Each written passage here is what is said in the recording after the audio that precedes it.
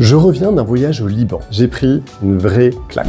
On parle du Liban par ses crises, par la souffrance du peuple libanais et on n'a pas totalement tort. Mais au cœur de la tourmente, il y a une caractéristique incroyable du peuple libanais, sa résilience. Voilà 3 leçons qu'à mon avis on peut retenir de leur exemple. 1, c'est que dans les bons comme dans les mauvais jours, les Libanais ont toujours priorisé l'école. Ils ont compris que dans un monde qui est dangereux, qui est volatile, l'argent peut disparaître comme quand l'État fait défaut, les maisons peuvent être détruites comme l'explosion sur le port de Beyrouth ou lors des conflits armés, mais ce que personne, mais alors personne ne pourra jamais vous enlever, c'est votre cerveau. Ils ont donc donné la priorité à tous les niveaux, de l'État aux familles, à l'éducation. C'est de loin la priorité numéro 1 de chaque famille. Et le résultat, c'est que tout le monde le sait, les Libanais sont parmi les peuples les plus intelligents et les mieux éduqués qui soient. Deuxièmement, ils ont compris que lorsque le gouvernement échoue, ce qui est leur cas et peut nous inspirer en France, seule l'initiative privée peut maintenir un pays à flot. Donc il est fascinant de voir à quel point